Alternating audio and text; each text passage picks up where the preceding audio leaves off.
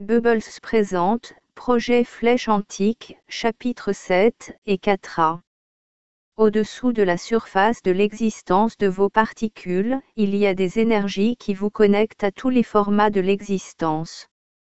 Vous êtes un énorme assemblage de ces énergies, mais elles ne peuvent pas s'écouler à travers votre instrument humain comme une énergie orchestrée, avant que les particules de votre existence ne soient alignées pour couler dans la direction de l'unité et de l'intégrité. Vous pouvez revenir à plat MC Gavin derrière la porte de la cabine. Le modèle Gulfstream V avait été fait exclusivement pour les directeurs supérieurs de la NSA. Il était irréprochablement conçu avec tous les éléments de confort connus des hommes. Même la boiserie avait été taillée dans un seul merisier pour assurer une consistance invariable dans le grain, dans la couleur et dans le modèle partout à l'intérieur de la cabine. À part la vue par de petites fenêtres ovales, on n'était même pas conscient d'être dans un avion. Cela aurait pu être le bureau en haute technologie de n'importe quel cadre, pourvu qu'il aime à boire. Donovan s'était assis sur la même chaise qu'il avait précédemment occupée environ 20 minutes auparavant. MC Gavin semblait solennel, pensait-il. Sa discussion au téléphone quelle qu'elle fût, n'avait pas dû tourner à son avantage. J'étais juste sur le point de rafraîchir ma boisson. En voulez-vous une autre? Ça serait génial, monsieur. Donovan commença à allumer une autre cigarette. Puis-je vous poser une question? Tout ce que vous voulez, répondit MC Gavin du tac au tac. Vous voulez qu'Evans croie que la technologie RV de la CIO ne peut pas lui nuire, exact. Yep. Comment lui prouverai-je que le laboratoire des projets spéciaux de la NSA possède la technologie pour le protéger contre des investigations des RVS? MC Gavin arrêta un instant d'agiter sa glace, laissa tomber le pic à glace et dirigea ses mains sur sa tête presque chauve. Il y avait un miroir au-dessus du bar et il regarda Donovan comme un chauffeur de taxi parle à son passager dans le rétroviseur. Il n'y a qu'une seule manière. Vous devrez lui montrer la technologie dans nos bureaux. Et comment le ferai-je? Invitez-le. Par l'enfer, vous êtes tous les deux des ex-phoques de la Navy, il aura confiance en vous. Qu'est-ce qui lui est arrivé? Que voulez-vous dire? Ex-marine. Audi MC Gavin, il a été déchargé honorablement. Ouais, moi aussi, répondit Donovan. Mais ce n'était pas si honorable que ça, si je me souviens bien. C'est exactement pourquoi vous vous entendrez si bien. MC Gavin sourit pendant qu'il recommençait à agiter ses glaçons. Donovan tira une longue bouffée de sa cigarette. Il se sentait très détendu, même un peu fatigué. Peut-être que le scotch faisait plus d'effet qu'il ne l'avait pensé. L'altitude a ses avantages, se rappela-t-il. Il y a une chose qui n'a pas de sens pour moi, c'est pourquoi l'ACO, n'importe quel personnel de l'ACO, aurait confiance en moi. Je ne suis qu'un grand putain d'inconnu. Et je viens de l'extérieur. Je ne me soucie pas que quelqu'un de l'ACO ait confiance en vous, autre qu'Evans. Il est le seul qui importe. De plus, les autres éléments de votre mission ne reposent pas sur la confiance. Croyez-moi, dit MC Gavin en mettant soigneusement 2 boissons sur la table, ils n'ont confiance en personne venant de la NSA. Donc comment suis-je supposé m'infiltrer sans leur confiance? Vous ne gagnerez pas leur confiance. Vous vous trouvez devant le besoin d'être détourné. MC Gavin s'assit avec un sourire réticent et fit glisser une des boissons à travers la table vers Donovan. Nous avons déjà envoyé 2 agents dans l'ACO avec des missions semblables. Tous les 2 sont revenus sans rien. Nous pensons que leurs mémoires ont été effacées. S'ils ont découvert quelque chose, ils n'ont jamais eu la moindre chance de nous le faire savoir. Je voudrais passer en revue leurs fichiers si je pouvais, dit Donovan. Peut-être que je pourrais apprendre quelque chose de leurs erreurs.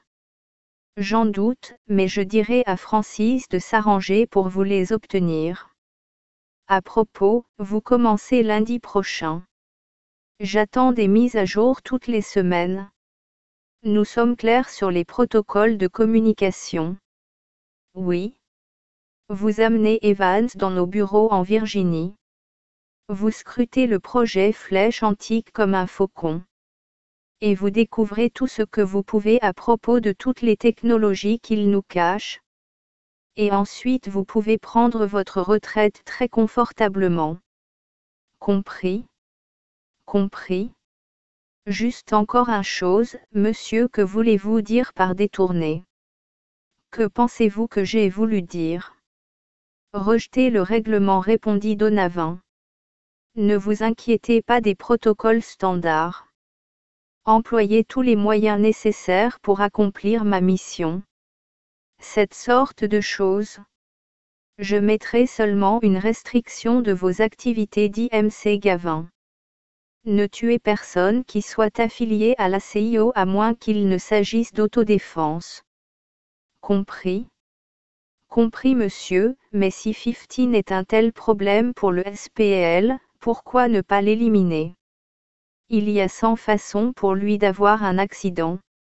M.C. Gavin prit sa dernière gorgée, et posa bruyamment le verre sans ménagement sur la table. Il regarda Donovan avec un air de danger imminent. Les deux autres agents ont pensé la même chose. Nous aurions dû éliminer ces 20 meilleurs éléments ainsi que les sous-fifres. C'est assez difficile de faire en sorte que ça ressemble à un suicide collectif.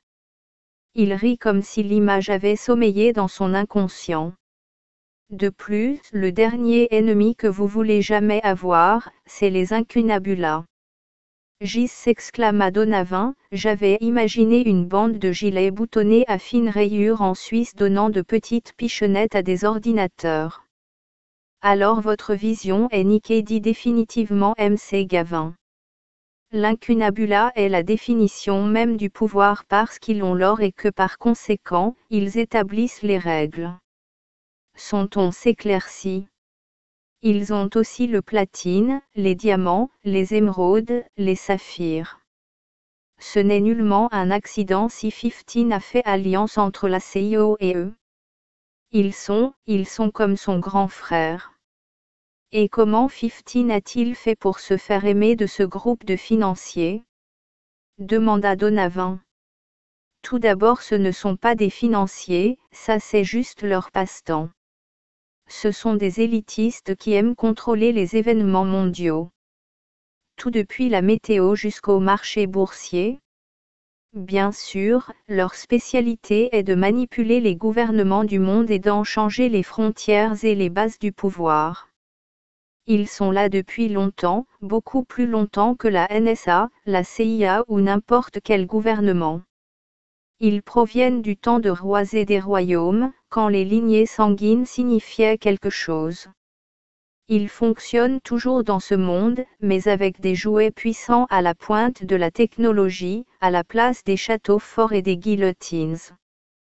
M.C. Gavin bougea dans sa chaise cherchant une position plus confortable. Il détestait les avions, leurs espaces limités et leurs chaises inconfortables. Pour répondre à votre question, continua-t-il, la voix incertaine et intermittente, 15 a créé une variété de technologies, nous ne savons pas combien, que les incunabulas emploient en guise de jouets haute technologie. Nous savons à coup sûr que la CIO leur a fourni une certaine technologie de contrôle météorologique que nous appelons la graine de niaiserie. Nous n'avons aucune preuve qu'il ait transféré d'autres choses, mais une fois que vous avez un rapport intime avec l'incunabula, eh bien, disons simplement qu'il est difficile de leur dire non. La NSA a-t-elle un rapport avec ce groupe? L'incunabula? Demanda M.C. Gavin de la surprise dans la voix. Donovan inclina la tête.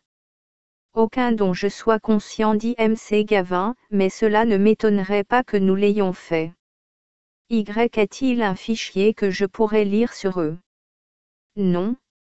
MC Gavin se poussa en arrière dans sa chaise, son verre, qui était déjà presque vide, à la main. Je pense que nous avons bientôt fini, alors. D'autres questions? Donovan secoua la tête. Bon. Prenez donc votre boisson et laissez-moi, que je puisse travailler. MC Gavin examina son verre vide et fit tourbillonner la glace alors que Donovan se levait et quittait la pièce. Le téléphone sonna 2 fois puis s'arrêta.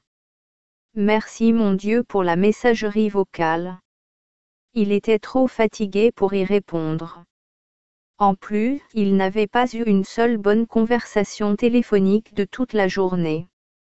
Astérisque astérisque astérisque astérisque astérisque astérisque astérisque astérisque astérisque astérisque. Bien, que je sois damné. C'est une autre caverne, dit Evans. L'équipe d'exploration avait dépassé de 30 mètres la section du tunnel qui avait pris Neruda au piège la nuit précédente. Le tunnel s'était soudain ouvert dans une grande caverne arrondie, légèrement plus petite que la première, environ 15 mètres de diamètre. Et, il y a quelque chose ici, dit Evans au reste de l'équipe dispersée dans la caverne. Ce sont des poteries, affirma Emily, et elles sont belles. La torche électrique illumina un grand vase dans le milieu de la caverne. Tout autour il y avait divers ossements, des plumes et quelques traces de quelque chose qui ressemblait à de la fourrure animale ou peut-être à des cheveux humains. Merde, j'aurais souhaité que nous ayons apporté des éclairages au lieu de ces putains de torches électriques, se plaint Andrew. J'ai besoin de quelque chose qui me tienne chaud. On se gèle par ici. En l'ignorant, Neruda saisit la torche électrique dans la main d'Evans et éclaira l'intérieur du vase, parcourant le bord qui lui montait presque jusqu'au menton. Quelque chose? Demanda Evans, comme le vase devenait momentanément translucide dans la caverne sombre. Rien. C'est vide, à part quelque chose qui ressemble à de la cire fondue dans le fond. Faites-le de nouveau, demanda Emily. Mettez la torche électrique à l'intérieur. Neruda suivit sa suggestion, mais cette fois, il s'éloigna du vase autant que son bras le permettrait pour qu'il puisse voir ce qui l'avait intéressé. C'est Anasazi, dit Neruda. Ils étaient les seuls à intégrer de la turquoise dans leur poterie. Probablement des Chacoans. Leurs habitations étaient seulement à environ 30 km d'ici. Le vase portait 3 spirales bleu ciel, entourant sa partie la plus large. Chacune était composée de centaines de minuscules turquoises insérées comme sur une mosaïque. Le reste du vase était mince comme du papier, de la terre d'argile cuite colorée. Cela semblait incroyablement fragile. Neruda ne pouvait pas même imaginer comment un vase si fragile pouvait avoir été transporté du canyon Chaco jusqu'à ce site sans être cassé. Ainsi, qu'est-ce que c'est? Demanda Evans. Ce n'est pas ça, dit Samantha. Ce n'est pas ce qu'ils veulent que nous trouvions. Bien, dit Evans. Mais qu'est-ce que c'est que ça? Neruda se plia pour inspecter la mosaïque en spirale. Ce n'est pas une spirale ordinaire. C'est la M51. Comment pouvez-vous le dire à partir d'un simple pictogramme? Demanda Emily. Est-ce qu'il n'y a pas environ 20 milliards de galaxies en spirale? La M51 se distingue facilement parce qu'elle a une galaxie conjointe, la NGC 5197 juste ici. Neruda dirigea son index sur une spirale plus petite qui était attachée à un des bras tournants de la plus grande spirale. La galaxie du tourbillon, dit Andrew en extase. C'est cool. La M51 n'a été découverte qu'à la fin des années 1700. Est-ce que les Anasazi ont acheté leur télescope chez Mécanique Populaire ou bien les ont-ils fait avec des cristaux de quartz? Neruda haussa les épaules. Vous savez, Andrew, parfois vous pouvez vraiment devenir irritant. Je voudrais être la seconde, ajouta Emily. Troisième, offrit Colin. Andrew feignit d'être offensé, se retournant la lèvre inférieure et inclinant sa tête vers le bas. Je veux juste dire que vous ne pouvez pas réconcilier des poteries Anasazi, apparemment créées il y a 1000 ans, et la M51 qui exige des conditions de visibilité parfaites et une lentille d'au moins 15 cm pour être vue. Je ne me soucie vraiment pas des origines de la spirale, rétorqua Evans, je veux juste savoir quelle est cette chose. À l'évidence, nous avons eu beaucoup d'ennuis pour la trouver, donc je suis intéressé par les définitions. Regardons un peu plus autour de nous avant de la décorer avec des définitions, suggéra Neruda. Que dit votre instinct? S'enquit Evans avec de la frustration montant dans le ton. Que dit-il? Peut-être que c'est un site sacrificiel, répondit Neruda à contre-cœur. Les Chacoans étaient très superstitieux à propos du temps, en particulier au tournant du millénaire. La déité du serpent était responsable de la pluie et de la fertilité, donc c'était peut-être un site où ils ont exécuté des sacrifices d'animaux pour l'apaiser. Evans était satisfait de son explication. Si c'était un site sacrificiel, pourquoi n'y a-t-il aucune représentation d'une déité? Demanda Emily. La spirale, comme vous l'avez déjà suggéré, ne représente pas la déité du serpent. Exact. Oui, je suis d'accord, répondit Neruda, mais arrêtons de spéculer, je ne sais pas ce qu'est cette chose. Neruda projeta le sabre de lumière au plafond et ensuite au plancher de la caverne dans un mouvement modelé. Il tourna lentement tout autour. L'équipe suivit à la trace le rayon de lumière comme si c'était un prédateur. Neruda faisait une évaluation délibérée pour savoir s'il y avait d'autres tunnels ou des passages qui pourraient s'ouvrir dans la caverne. Je ne vois pas d'autres tunnels qui partent d'ici. Cela ressemble à la fin du chemin, fit remarquer Neruda. Ça ne peut pas l'être, chuchota Samantha pour elle-même, mais dans le calme de la caverne, chacun l'entendit. Je suis d'accord avec Samantha, dit Colin, ça n'a pas de sens que tout ceci ait été construit par les ETS juste pour que les Anasasis puissent apaiser leur déité du serpent. Je n'achète pas cette théorie. Est-ce que quelqu'un voit des débris d'habitation? Demanda Neruda. Revenez là. Evans dirigea son bras à l'emplacement où le rayon de lumière venait de passer. Ouais, là. Qu'est-ce que c'est que ça? Neruda marchait vers quelque chose qui ressemblait à une grande pierre plate, qui était couchée sur le sol. C'est une pierre, mais il semble qu'elle a été mise en forme. Oh! Neruda libéra un long soupir. Il y a des glyphes incisés sur le dessus, et il ressemble beaucoup à du maya. Sa voix s'était élevée en tonalité, excitée à la perspective de pouvoir lire quelque chose. Qu'est-ce qu'ils disent? Demanda Emily, bien consciente que Neruda pouvait lire pratiquement n'importe quelle langue. En soufflant sur la surface de la pierre et en brossant les débris de ses doigts, Neruda secoua la tête. Je ne suis pas sûr. C'est un hybride. L'équipe entière s'était réunie autour pour voir l'inscription sur la pierre. Pouvez-vous le lire? Demanda Evans. Neruda traça un des glyphes avec son index et resta silencieux, profondément perdu dans ses pensées. Il pouvait ressentir un picotement d'énergie sur son front comme si quelque chose essayait de percer jusqu'à sa conscience, mais cela resta élusif. Ça ressemble au mot temple, expliqua Andrew, indiquant une série d'inscriptions étranges. Oui, je sais, dit Neruda. Sa signification est quelque chose dans le genre de « Dans ce temple, souvenez-vous de la lumière ». Pourquoi j'ai le sentiment qu'ils n'ont pas amené d'électricien? railla Andrew. Est-ce que c'est une sorte de couvercle? Demanda Colin. Pouvons-nous le déplacer? Demanda Evans, en se mettant sur les genoux. Il essaya de mettre les doigts en dessous pour faire levier, mais il était trop fortement ajusté au sol. Il est temps d'utiliser le couteau à baleine, dit Andrew en se tournant vers Evans. Quoi? Demanda Evans.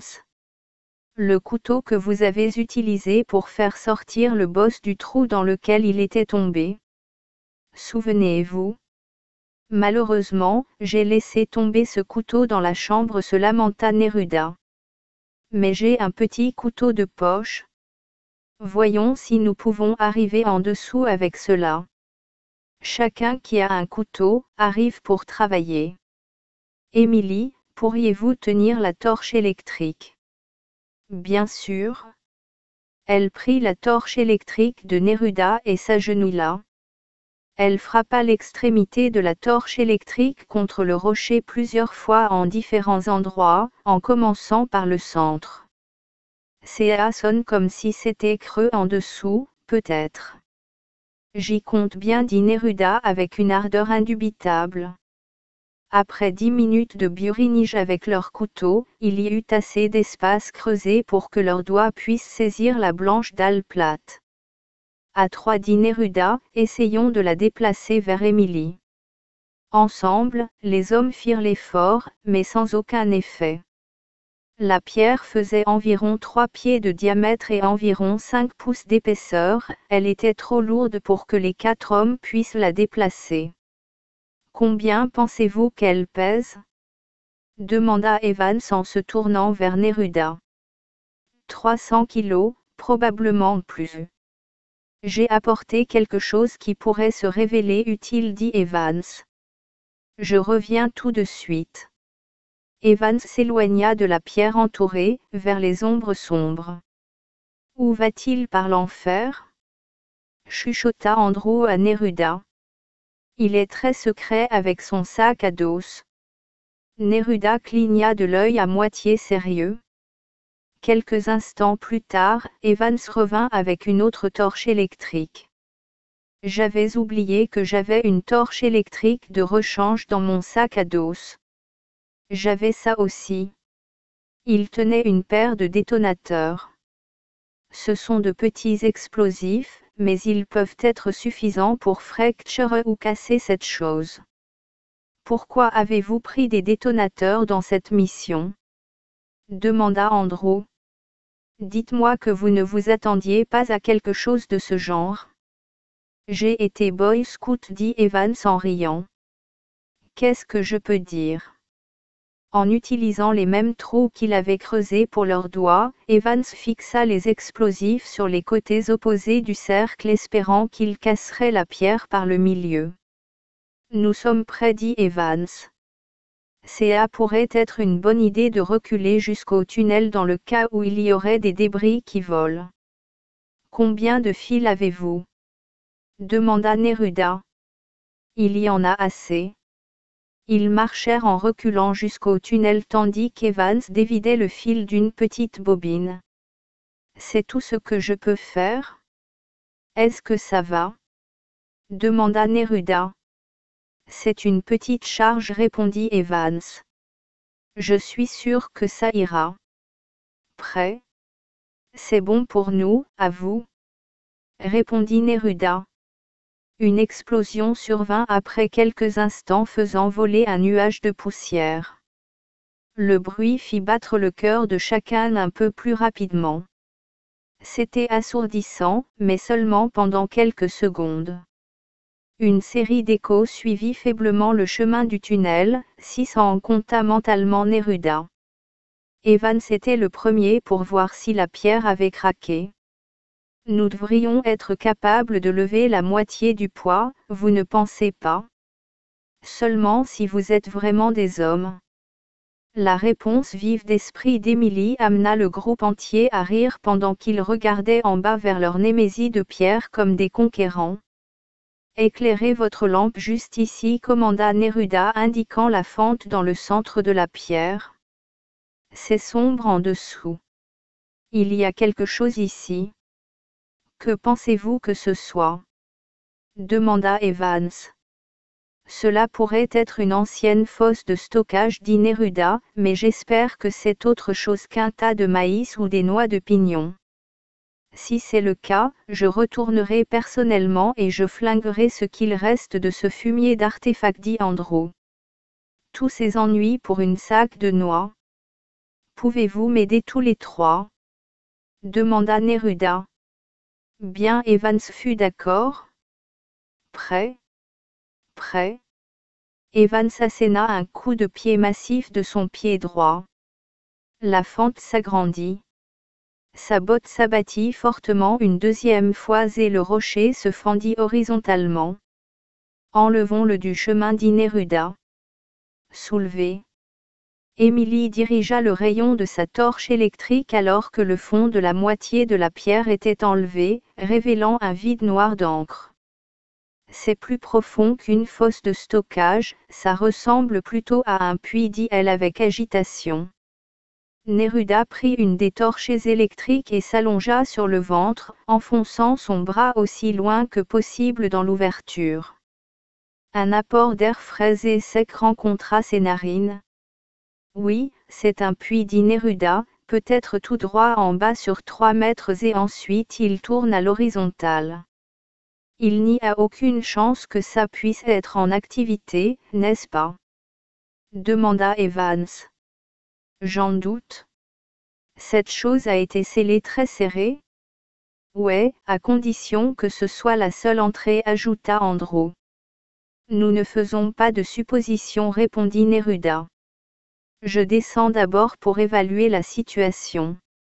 Une fois que j'aurai déterminé les risques, je reviendrai et nous pourrons décider notre ligne d'action ensemble.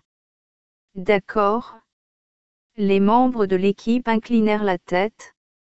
C'est ça, dit Samantha. C'est l'entrée. C'est ce que j'ai vu. Ça ressemble à un canal de naissance. C'est comme si on renaissait dans leur monde. Elle fit une pause, comprenant que ses commentaires semblaient bizarres. Je ne sais pas comment je sais ça, mais je le sais. Neruda se prépara à descendre dans le tunnel.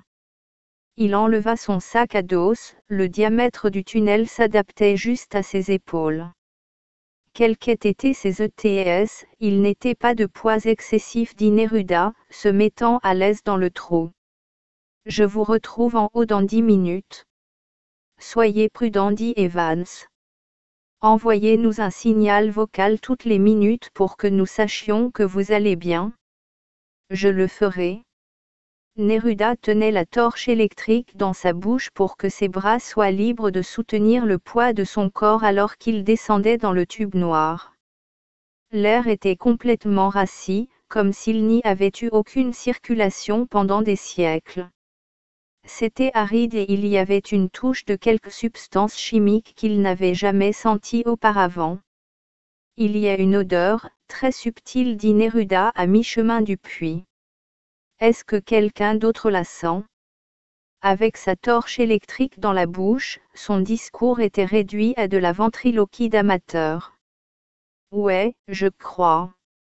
Je me demandais ce que c'était, dit Colin. Quelqu'un a une idée de ce qu'est cette odeur? C'est certainement un composé chimique, répondit Colin. Mais croyez-vous que ce soit un gonobiotique? Ça sent un peu comme un hydrocarbure aromatique, mais ce n'est pas ça, rien que je connaisse.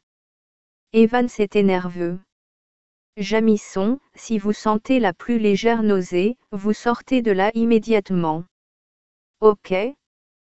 Compris, répondit Neruda, mais je me sens bien. Ne vous inquiétez pas. C'est juste une odeur étrange. C'est un conservateur, dit Samantha à titre d'essai. Juste un conservateur. Pourquoi faire? Demanda Evans. Quelque chose de moléculaire qui se dégrade avec le temps, dit Andrew en riant sous cap, ou suis-je trop spécifique? Samantha resta bouche bée, ignorant la remarque d'Andrew. Ca préserve quelque chose qu'ils ont laissé derrière eux. Nous le saurons bientôt. Neruda descendit lentement, ses jambes cherchant la courbure du tunnel quand il put à nouveau utiliser la gravité à son avantage. Les murs verticaux étaient bruts, parfaits pour les prises de main. Ok, vous pouvez envoyer la corde maintenant, dit Neruda. Ses pieds avaient finalement atteint la roche solide. Il enleva la torche électrique de sa bouche, heureux d'être débarrassé du goût du métal. La hauteur du plafond de tunnel était juste d'1 mètre. Neruda était assis le dos au mur du puits, regardant les yeux baissés le tunnel qui s'allongeait devant lui. La torche électrique illuminait l'antique obscurité et Neruda était étonné de ne voir aucune poussière ni aucune saleté dans le rayon lumineux. Cet endroit est propre, je veux dire impeccable. Sa main caresse la surface lisse, originelle. Cette entière section du tunnel avait été lissée dans une excellente finition, assez semblable à du marbre poli. C'est toujours de la même couleur brun rougeâtre, mais c'est complètement poli et lisse. C'est étonnant. Evans laissa tomber la corde en bas du puits du tunnel et frappa Neruda à l'épaule. Je vous ai tout mis. Faites-moi savoir si vous en avez besoin de plus. Pouvez-vous voir quelque chose au-delà du tunnel? Demanda Colin. Il semble que ça s'ouvre dans quelque chose à environ 10 mètres, peut-être une autre chambre, mais je ne peux pas le dire à coup sûr. La lumière se reflète si intensément sur les côtés du tunnel qu'il est dur de voir si loin en avant. Mais je suis assez certain que ça s'ouvre. Séjour accordé. Neruda, c'est Colin de nouveau. Pouvez-vous dire si le tunnel est en pierre polie ou s'il est couvert d'une sorte de polymère? Peut-être que c'est de là que vient l'odeur. Neruda mit son nez directement sur le côté du tunnel et prit un long souffle intérieur. Je pense que c'est les deux. C'est certainement de la pierre polie, mais je pense que ça a été aussi scellé avec quelque chose, peut-être avec un polymère, je ne peux pas le dire à coup sûr. Ses genoux implorèrent la pitié quand il commença à ramper le long du tunnel. La roche était aussi dure que du granit et les genoux de Neruda étaient son talon d'Achille. Bien, je m'approche d'une veine dans le tunnel. Ca semble excavé. Ca fait le tour complet du diamètre du tunnel. Il y a 3 veines séquentielles, à peut-être 5 cm les unes des autres. Très étrange. Y a-t-il un signe de l'ouverture du fond encore? Cria Evans. Les yeux de Neruda voyagèrent sur la longueur du rayon de lumière et virent un cercle parfait d'obscurité à la fin du tunnel. Je ne suis pas affirmatif, mais il semble que ça s'ouvre, je le saurai de manière certaine dans une minute. Il continua à ramper vers le vide noir à la fin du tunnel, ses genoux douloureux frottant contre la pierre impitoyable. Je peux voir l'ouverture, s'est exclamé Neruda, sa respiration se fit plus rapide et son cœur commença à battre plus fort dans sa poitrine. La lèvre du tunnel avançait dans une grande chambre, de forme ovale. Il y avait environ une hauteur de 2 mètres jusqu'au plancher du tunnel.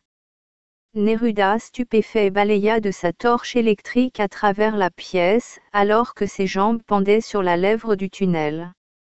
Son cœur continuait à battre plus fort. C'était le seul son qu'il pouvait entendre, une bande sonore surréaliste à la vue d'une chambre qui était la structure de pierre la plus complexe qu'il ait jamais vue. La chambre faisait environ 20 mètres dans sa section la plus large et se rétrécissait ensuite aux 2 extrémités en forme d'ovale. À une extrémité de l'ovale, le tunnel entrait dans la chambre. Sur l'extrémité opposée de la chambre, une voûte de 9 pieds de haut révélait un autre tunnel qui partait dans l'obscurité. 2 colonnes supportaient la voûte, chacune taillée de manière complexe dans un assortiment riche en hiéroglyphes. La chambre était en forme de dôme, atteignant environ 20 pieds dans sa plus grande hauteur. Les murs, le sol et le plafond étaient parfaitement lisses, polis en un lustre riche, couleur crème. Jamison, qu'est-ce qui se passe? La voix d'Evans traversa le puits du tunnel lui rappelant son autre monde et ses responsabilités. Bien, dit-il, choisissant ses mots soigneusement, j'ai trouvé quelque chose à la fin du tunnel qui justifie l'existence de l'artefact. Quoi? Cria Evans. Neruda se retourna pour faire face à ses collègues, comprenant que sa voix s'était perdue à l'intérieur de la chambre. Venez jusqu'ici, il faut que vous voyiez ça. Evans bondit immédiatement dans l'action. Bien, laissez vos sacs à dos ici, mais apportez tout ce que vous pensez utile dans vos poches. Je passe en premier. Les autres me suivent. L'équipe était presque essoufflée d'excitation dans le puits, mais ils devaient se déplacer lentement dans le tunnel vertical, attendant patiemment pour avoir des prises de main. Sainte merde! Dit Evans pendant qu'il regardait en bas le visage ombragé de Neruda dans le tunnel. Il examinait toujours la chambre depuis la bouche du tunnel. Cette chose est étonnante. Neruda regarda derrière soi et fit luire sa torche électrique signalant son emplacement. Attendez de voir ce que je regarde, dit-il d'un air suffisant. Comme une chenille qui fait son chemin en rampant sur une branche, l'équipe rampa obéissant aux indications de Neruda. Le tunnel était trop étroit pour que le reste de l'équipe en ait une bonne vue, aussi Neruda balançait son corps de part et d'autre comme un gymnaste se préparant à un exercice à la barre fixe. La torche électrique dans la bouche, il parlait d'une voix traînante, vous y voyez là-bas, faisait-il signe en bougeant de la tête vers le plancher de la chambre en dessous, et ensuite il sauta. Il fit un atterrissage en douceur, mais même ainsi, ses genoux firent passer un frisson de douleur dans tout son corps. Saloperie, dit Neruda en heurtant le sol. Vous allez bien? Questionna Evans. Ouais, après la chute de la dernière nuit, mes genoux sont un peu douloureux. Oh, quel est cet endroit? Laissa échapper Evans. Le rayon de sa torche électrique miroitait dans l'intérieur en pierre blanchie. Merde, cet endroit a été creusé. Ce n'est pas une caverne naturelle. Pas d'enfantillage, répondit Neruda. Derrière Evans, le reste de l'équipe luttait pour jeter un coup d'œil. Allons, y dit Andrew tout à l'arrière de la colonne. Certains d'entre nous voudraient voir, aussi. Evans se lança sur le sol de la chambre comme l'avait fait Neruda. C'est taillé dans de la roche solide, dit Neruda, se tournant vers Evans en atterrissant. C'est incroyable, retourna Evans dans un chuchotement pendant que sa tête pivotait comme une aiguille de boussole à la recherche de ses repères. Pourquoi de la pierre blanche? Je ne sais pas, peut-être pour rendre l'intérieur plus clair. Ça reflète plus de lumière. Comment ont-ils fait ça? Demanda Evans de manière rhétorique. Neruda ignora la question. Il y a un autre tunnel, le voyez-vous? Ça a dû prendre des années pour créer cette pièce. Dit Evans, toujours dans l'étonnement, incapable de répondre à la question de Neruda. Le reste de l'équipe commença à arriver de la bouche du tunnel comme des gouttes d'eau d'un robinet et la chambre se remplit d'un bourdonnement excité. Chacun reste parfaitement immobile et silencieux pendant quelques secondes, commanda Neruda. Écoutez simplement. Je peux entendre le flux du sang dans mon corps, chuchota Samantha. C'est étonnant. Il n'y a aucun bruit ambiant ici, et encore nous sommes dans un environnement parfaitement ambiant, dit Colin. Peut-être que c'est une sorte de chambre acoustique. Avez-vous vu des artefacts encore? Demanda Emily. Non, cette chambre est vide, répondit Neruda. Remarquez, il n'y a pas du tout de saleté ni de débris. Cette place est aseptisée, plaça Evans en interjection. aseptisé, répercuta Neruda. Donc maintenant nous savons qu'ils souffrent d'une obsession compulsive de l'ordre, dit André en riant sous cape doucement. Peut-être qu'ils sont morts à cause des vapeurs des produits nettoyants. Neruda s'était avancé lentement jusqu'à la voûte et aux colonnes, les étudiant avec sa torche électrique. De nouveau la spirale de la M51, dit Neruda en suivant de ses doigts le glyphe incisé. Je pense que nous savons où ils sont de toute façon. Cela ne le définit pas très exactement, remarqua Andrew. La M51 est le domicile d'environ 100 milliards de systèmes solaires. Neruda ignora le commentaire d'Andrew et se tourna vers les membres de l'équipe qui étaient au bord de sa position. Ce couloir est joliment incliné. Soyez prudents. Ce glyphe est-il à rapprocher de ceux de l'artefact? Demanda Evans en étudiant la colonne. Certainement, répondit Neruda, mais ce ne sont pas les mêmes glyphes. Je n'en ai vu aucun qui soit identique à ceux de l'artefact. Comme il passait sous la voûte, Neruda put sentir l'inclinaison commencer et ses genoux l'ont immédiatement alerté, par une pression supplémentaire qu'il montait. Au moins il pouvait se tenir debout. Les plafonds du couloir faisaient 3,5 mètres de haut et étaient en forme de dôme d'une façon semblable à celle de la chambre. Je vois une autre voûte en avant, dit Neruda.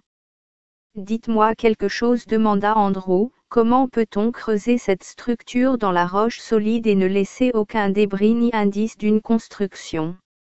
Je ne sais pas, répondit Neruda. Peut-être que nous aurons la chance de le découvrir. Ce sont certainement de bons magiciens, dit Andrew. Le tas de débris que cette chose doit avoir créé a dû être énorme. Par l'enfer, où peut-on cacher quelque chose comme ça? L'équipe passa sous la voûte et ils touchèrent une à une les colonnes pareilles à du marbre comme si elles étaient des moulins à prière sacrée. Ça ressemble à une pièce qui serait juste à l'extérieur du couloir, dit Neruda fort par-dessus son épaule. Il avait environ 20 pieds d'avance sur Evans et les autres qui s'étaient arrêtés d'examiner les magnifiques glyphes des colonnes de la voûte, qui semblaient presque vivants avec le mouvement. Qu'est-ce qu'il y a à l'intérieur? Il y a seulement le silence. Que voyez-vous? Demanda Evans à nouveau. Silence. Evans prit son élan, courant presque jusqu'à la position de Neruda, suivi par le reste de l'équipe. Ils trouvèrent Neruda au milieu d'une petite chambre d'à peine 12 pieds de diamètre. C'était parfaitement rond avec un haut plafond en forme de dôme. Son mur, en face de l'entrée, présentait une étrange peinture murale que le rayon de la torche électrique de Neruda illuminait. Ses couleurs étaient si brillantes que l'équipe dut la hocher, comme si elle émettait de la lumière et ne la reflétait pas simplement. Au-dessous de la peinture, reposant sur une plateforme élevée qui avait été taillée dans la même pierre que le mur, il y avait un objet de la forme d'un ballon de football, mais presque 2 fois plus grand. C'était complètement noir à part 3 lignes d'argent qui l'encerclaient en son centre. Il était sans couture, sans bouton, ni aucune quelconque ouverture extérieure. Neruda était occupé à examiner la peinture du mur, hypnotisé par ses couleurs brillantes et sa forme abstraite. Ce n'est certainement pas Anastasie, réussit-il à dire, en forçant légèrement sa voix. Ils ont laissé cela derrière à dessein. Ce ne sont pas des pièces où quelqu'un a vécu. Cela ressemble plutôt à un diorama dans un musée d'histoire naturelle. Ainsi une civilisation extraterrestre est venue sur la Terre il y a 1000 ans et est repartie en laissant derrière elle un musée pour que les Indiens Anasazi s'amusent. Se demandait Emily à voix haute. Les Anasazi Chacoan sont réputés pour avoir mystérieusement disparu autour de 1150 AD, donc ils ont fermé le musée, mais ils sont partis en abandonnant derrière eux un appareil d'autoguidage qui a d'une façon ou d'une autre été récupéré presque 850 ans plus tard.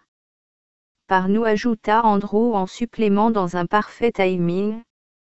C'est sûr, je veux dire, comment pourriez-vous mettre en doute cette hypothèse? Je ne dis pas que je crois à cette théorie, se défendit Emily. Je pense juste à voix haute. Continuons à Explorer, suggéra Evans, il ne nous reste que 3h10 avant notre rendez-vous. Combien de temps pensez-vous que nous devrions garder de temps pour rejoindre le site de notre rendez-vous? Demanda Neruda. Mettons 40 minutes, nous n'avons pas besoin de tant de temps, mais j'ai rajouté quelques minutes supplémentaires au cas où un imprévu arriverait. Bien, cela nous donne 2 autres heures et demie, dit Neruda. Vérifions où mène ce couloir. C'est une spirale, exposa Samantha à propos. Comme un escalier en colimaçon. Et il va y avoir d'autres petites chambres comme celle-là. J'ai vu tout cela, simplement je n'en connaissais pas l'échelle. Si vous êtes si informé de ce qui se passe ici, défia Andrew, alors tuez le suspense et dites-nous de quoi il s'agit, que diable. D'accord, dit Samantha avec une soudaine intensité, j'ai vu des images qui ont été mises dans ma tête par l'artefact. Si vous n'acceptez pas cette réalité, très bien, mais soyez au moins poli à ce sujet. C'est bien, Samantha, dit Neruda. Ignorez-le simplement, en réalité il a été poli d'après ses critères. Croyez-moi. Je l'ai vu quand il est dégonflé et ce n'est pas joli. Elle a eu raison surtout jusqu'ici, dit Emily. Ayons confiance en elle, d'accord. Elle se tourna vers Andrew et sourit. Excellent, railla Andrew. Avez-vous un peu regardé l'artefact? Demanda Emily. Nous ne l'avons pas touché, répondit Neruda. Je ne suis pas sûr que nous devions toucher quoi que ce soit. Notre mission est de découvrir, pas d'enquêter. Voyons ce qu'il y a d'autre, suggéra Evans. Qu'en est-il de la peinture? Demanda Colin. Pourquoi se serait-il donné tant de mal pour les Anasazi? Ou pour nous, à cet égard? Ça n'a pas de sens. Neruda marcha hors de la chambre laissant les mots de Colin en suspension comme des particules de poussière. La spéculation l'avait irrité à moins qu'il n'ait été illuminé au moins par quelques faits. Pour le moment, sa seule motivation était la découverte. Est-ce que quelqu'un a apporté le WC avec lui? Demanda Neruda comme il continuait le couloir. Bien sûr, dit Emily. Elle prit une petite boîte en argent, de la taille d'un téléphone portable, avec plusieurs cadrans enfoncés autour, d'un côté et une petite lentille de l'autre. Voulez-vous que je filme? Ouais, dit Neruda, mais attendons d'abord d'avoir vu tout ce que ce musée peut nous offrir. Colin, vous êtes responsable du précis, donc commencez à penser à ce que vous voulez dire. Est-ce que ce projet vidéo va à 15? Demanda Colin. À qui d'autre? Répondit Neruda. Merde. Ne vous inquiétez pas, dit Neruda, 15 aime votre style.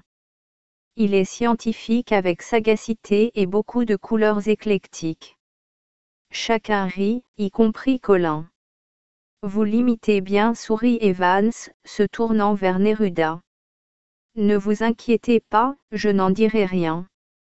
Neruda rit, heureux de constater à quel point Evans était resté poli pendant toute l'expédition. En réalité, il aimait sa compagnie, c'était quelque chose à quoi il ne s'attendait pas. Il y a une autre voûte. Neruda dirigea sa lumière vers l'embrasure. C'était seulement à environ 10 mètres après le premier couloir, mais cette fois la chambre était sur le côté intérieur du couloir.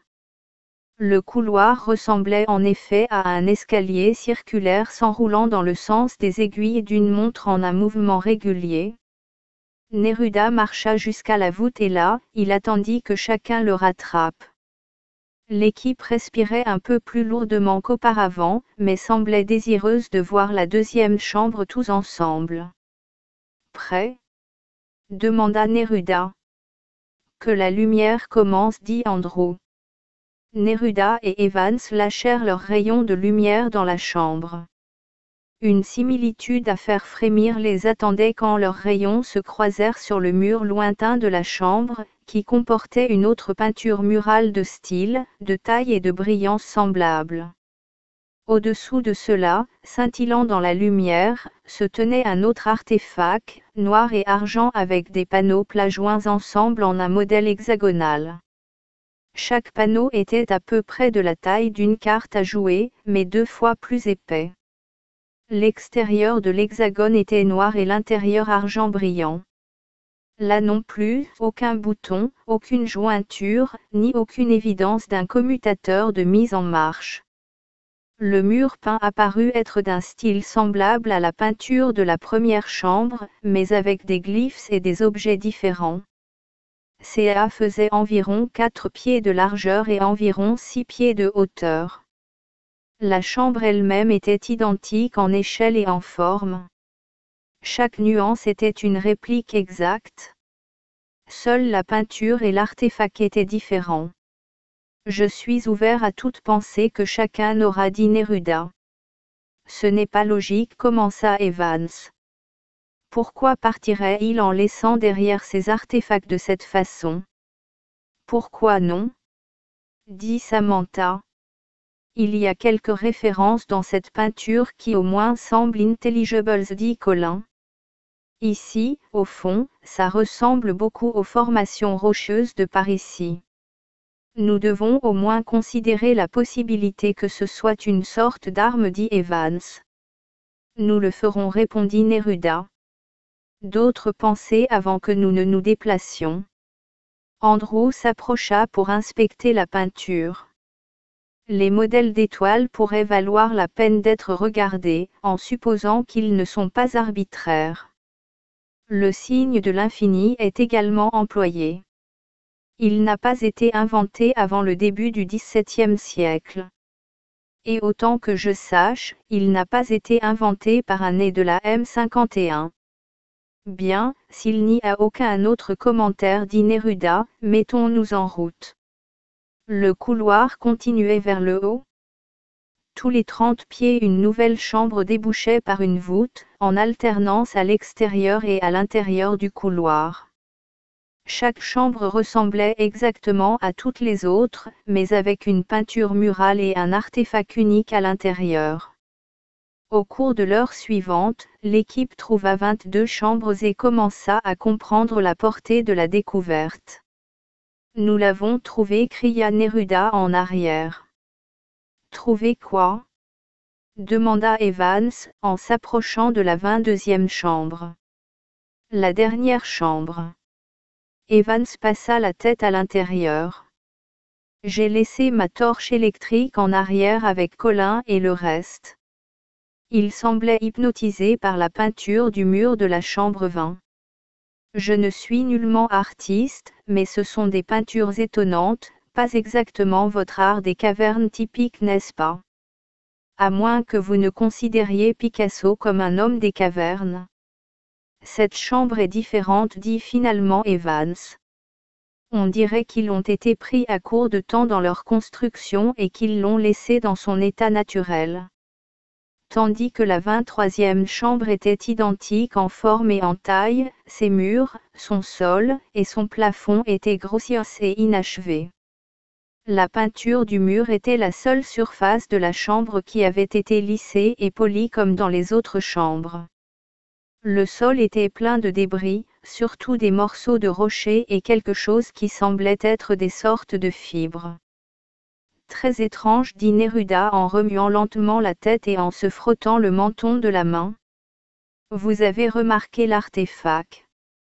Evans suivit le rayon de lumière de Neruda vers un disque brillant d'environ 3 pouces de diamètre. C'est un disque optique. Espérons qu'il explique ce qu'est cette chose par l'enfer. C'est une capsule temporelle, dit Neruda. C'est un ensemble de 46 artefacts, la moitié est de l'art et la moitié de la technologie. C'est comme si une civilisation extraterrestre avait planté ces artefacts comme quelqu'un pourrait enterrer une capsule temporelle pour la récupérer ultérieurement. Dans quel but? Demanda Evans. Une capsule temporelle extraterrestre est la théorie la plus logique que je puisse faire dans la conjoncture du moment, dit Neruda méthodiquement. Quant à son but, ça je ne peux pas l'expliquer. Espérons que ce disque raconte leur histoire. Neruda prit le disque et l'examina de près. C'est comme un CD, mais plus petit, les deux côtés avaient un éclat d'or, avec un trou au centre de la largeur d'un crayon. Cela pourrait être un alliage d'or. Je ne suis pas sûr que ce soit un disque optique. Cela pourrait être de la monnaie, ou quelque sorte de conducteur. Evans se pencha en avant pour l'inspecter, le prenant dans la main de Neruda. Vous avez raison, cela pourrait être de l'or. C'est lourd. Il l'agita en l'air estimant son poids. Mais c'est sûr, ça ressemble à un disque optique. Que devons-nous faire avec les artefacts? Demanda Neruda. Nous ne sommes pas équipés pour les emmener avec nous, répondit Evans. J'ai apporté une barrière de sécurité de niveau 10, donc nous pouvons tenir cette chose secrète indéfiniment. Pourquoi ne pas emporter ça avec nous? Demanda Neruda en tenant le disque. J'ai le sentiment que c'est la clé de tout ce mystère. Plus vite nous pourrons l'ouvrir, mieux ce sera. C'est en dehors des paramètres de la mission, commença Evans, mais je suis d'accord avec vous. Je ne pense pas que 15 aura un problème tant que nous serons d'accord tous les deux. Avez-vous vu Samantha? Demanda Emily, en entrant dans la chambre et en regardant autour d'elle. Non, nous supposions qu'elle était avec vous, répondit Evans inquiet. Elle l'était, dit Colin, mais ensuite elle est partie, nous avons pensé que c'était pour vous retrouver. Sans torche électrique? Demanda Neruda. Sainte merde, s'exclama Andrew en rentrant à l'intérieur de la 23e chambre. L'adolescente doit avoir vécu dans cette pièce, je le parierais. Ouais, cette chambre a été quittée en désordre, ajouta Colin. Neruda indiqua la peinture du mur avec sa torche électrique. S'il était tellement pressé, pourquoi ont-ils pris le temps de polir le mur là où est la peinture? Je pense qu'ils ont laissé le reste inachevé exprès. Et ce but serait? Demanda Colin. Je ne sais pas, dit Neruda. Mais au moins nous pourrions trouver quelques réponses là-dedans. Il indiqua le disque d'or. Cool, parlons maintenant, dit Andrew. Il parle ma langue. Faites-moi voir. Andrew prit le disque, le plaçant à plat dans la paume de sa main gauche. Éclairez la lumière juste ici, sous cet angle. Sa main droite était disposée sous un angle étrange indiquant comment il voulait que la torche électrique soit placée. Neruda se soumit. Il y a des lignes d'index, dit Andrew triomphalement, mais elles sont aussi subtiles que l'enfer. Il le retourna avec grand soin. Vous avez probablement déjà supposé qu'il y a de l'or à l'intérieur. Ouais, ça ressemble à une sorte d'alliage ou probablement à un plaquage, haussa les épaules Neruda, mais qui sait, sans résultat de laboratoire. Nous prenons cela avec nous, n'est-ce pas? Demanda Andrew en inclinant la tête. Oui, dit Evans, mais nous laissons le reste ici jusqu'à ce que nous puissions assembler une équipe de fouilles. Bon, chuchota Andrew en continuant à regarder le disque de haut. Il y a des lignes d'index des deux côtés partout sur le disque. Il y a probablement un sacré paquet de données dans cette chose. Son doigt commença à se déplacer sur le disque comme s'il comptait quelque chose. Il retourna le disque de nouveau, son doigt se déplaçant à travers la surface du disque subtilement. Il y a 24 sections, 12 sur chaque côté. C'est intéressant, dit Neruda, étant donné que nous avons trouvé 23 chambres. Il y en a 24 si vous comptez l'antichambre, lui rappela Emily. De toute façon, je vais chercher Samantha, quelqu'un peut se joindre à moi, de préférence avec une torche électrique. J'irai la chercher, dit Neruda. Je préférerais que vous et Colin travailliez sur le rapport vidéo, et à propos, le précis, au moins comme je le vois, doit inclure le terme ETC, soit capsule temporelle extraterrestre. Neruda se tourna pour partir parmi une rafale de questions d'Emily, Colin et Andrew. Nous sommes à court de temps, si bien que je ne peux pas expliquer ma théorie. Evans vous dira autant que j'en sais. Faites juste de votre mieux et ne vous inquiétez pas. Neruda descendit le couloir conscient de la discussion qu'il venait de remuer. L'acoustique de la structure rendant l'écoute facile. Il fit quelques calculs mentaux et jugea la structure entière, de l'antichambre à la 23e chambre, pour avoir environ 150 pieds de haut et environ 100 pieds de large. C'était surréaliste de descendre le couloir enroulé avec des chambres donnant vers l'extérieur comme des cosses portant les cadeaux d'une antique civilisation extraterrestre. La structure était complètement incompréhensible pour lui. Son esprit tournait des scénarios et des théories à plusieurs reprises comme une batteuse, espérant y trouver du sens. Samantha, appela-t-il fort. Où êtes-vous ? Dans la chambre 5, la voix de Samantha filtrait du couloir comme celle d'un fantôme. Tout va bien. Neruda continua à marcher, ne sachant pas à quelle chambre il en était. Je vais bien, dit Samantha, la voix plus tranquille bien que Neruda s'approcha de sa position. Les genoux de Neruda étaient toujours raides et douloureux et il remarqua à quel point il lui faisait mal quand il prit de la vitesse. Il ralentit jusqu'à une allure modeste. Elle allait bien, il se le rappela. Samantha, appela Neruda. Je ne sais plus quelle est la 5e chambre, parlez-moi, je dois être prêt. Avez-vous trouvé le fond ? Demanda TL. Ouais, nous l'avons trouvé, mais ce n'est pas ce que vous auriez attendu. C'est inachevé, n'est-ce pas ? Neruda s'arrêta dans ses traces. Ouais, mais comment vous le savez ? Avez-vous remarqué à quel point cette structure est semblable à un brin simple d'ADN ? Il y a 23 chambres qui s'étendent à partir d'un couloir en forme de spirale. 23 paires de chromosomes dans chaque cellule de notre corps. Oui, mais cela ne répond pas à ma question, dit Neruda. Comment le saviez-vous ? Il reprit sa descente du couloir incliné, suivant la voix de Samantha. La pensée de descendre un brin d'ADN l'amusait. Il aurait aussi bien pu être à l'intérieur d'une cellule errant dans un chromosome, tant il était loin du monde extérieur.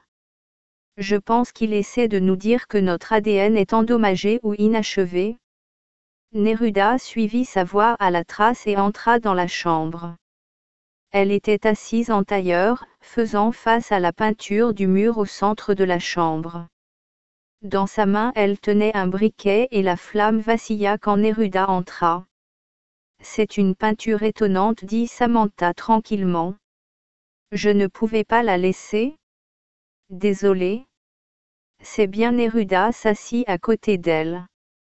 J'ai été sur mes pieds plus que d'habitude aujourd'hui, c'est bon d'être assis.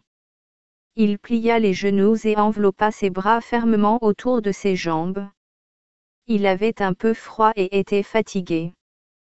Qu'y a-t-il dans la peinture que vous trouviez si fascinant ? Demanda Neruda. Elle se déplace, répondit-elle. Neruda regarda attentivement le mur et éteint sa torche électrique. Il voulait la voir dans la même lumière que Samantha le faisait avec juste la flamme de son briquet. Elle se déplace. Je ne suis pas sûr de ce que vous voulez dire, a-t-il dit.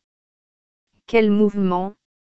La peinture consistait en séries d'ovales entremêlés de couleurs diverses. Dans l'ovale le plus éloigné, des glyphes s'étaient incrustés. L'objet ressemblait un peu à la section médiane d'un oignon et il flottait contre un ciel étoilé avec une lune en forme de faucille.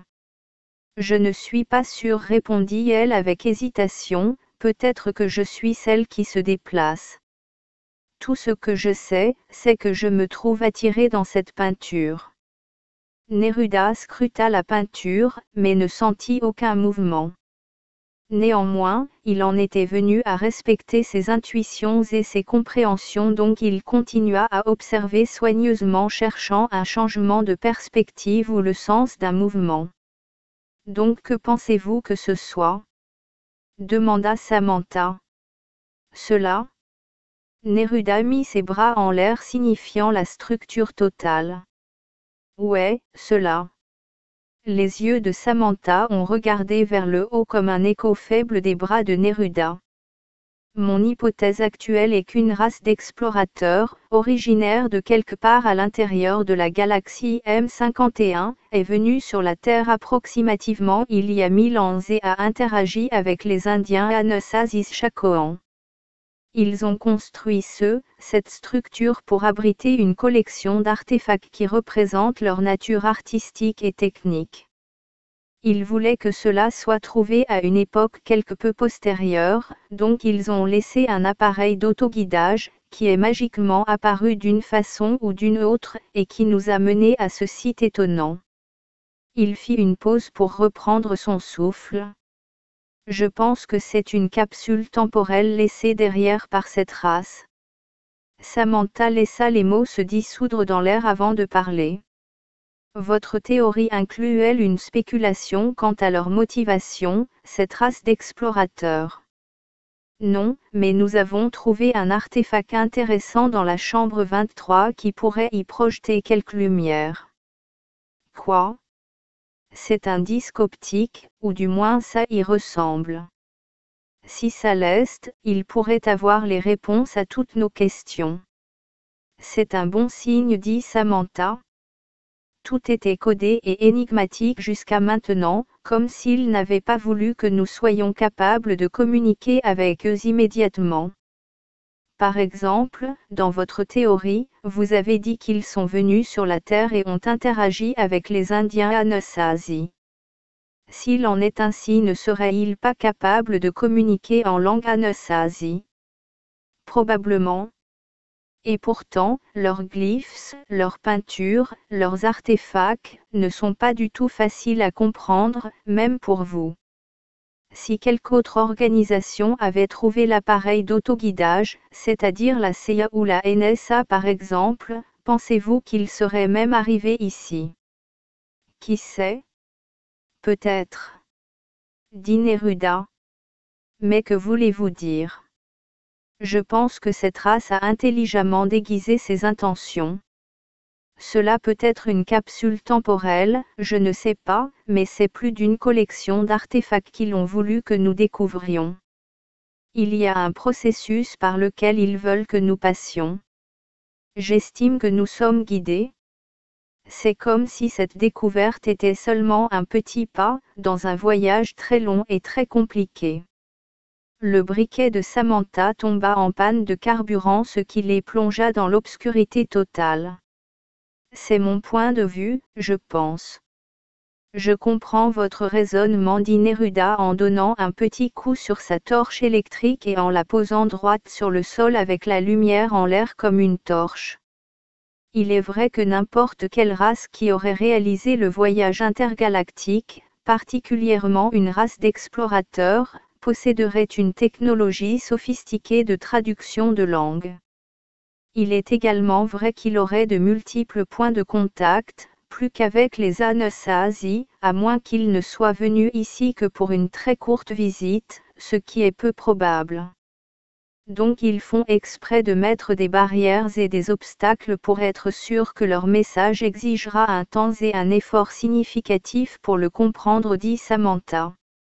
Je parierais qu'accéder au disque optique ne sera pas du gâteau et que quand on y sera, ce ne sera pas de l'anglais, ni une autre langue connue de l'homme. Neruda allongea ses jambes devant lui et se pencha en arrière, les bras derrière lui. Donc vous pensez qu'ils sont très pointilleux pour savoir qui découvre leur capsule temporelle. C'est ce que je ressens, répondit Samantha. Vous avez vu comment nous avons été évalués et explorés à chaque pas le long du chemin. Et la seule raison logique pour être si particulier, c'est que le message est profond, ou d'importance significative pour un grand nombre des gens. Et ils veulent que cela tombe dans les bonnes mains. Les nôtres. C'est ce que je crois, dit Samantha, en se mettant sur ses pieds. Je ne prétends pas savoir ce qu'il y a ici, mais ça fait partie de quelque chose, de massif, de plus sophistiqué. Elle a fait une pause. Je pense qu'il y a d'autres structures analogues ailleurs sur la planète. Elle ferma les yeux comme si elle se souvenait de sa vision. S'il y en a, elles pourraient être interconnectées d'une certaine manière.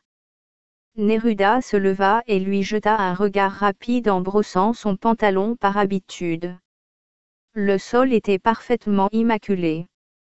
Je ne peux pas m'empêcher de penser que vous retenez certaines informations, comme si vous aviez peur les partager.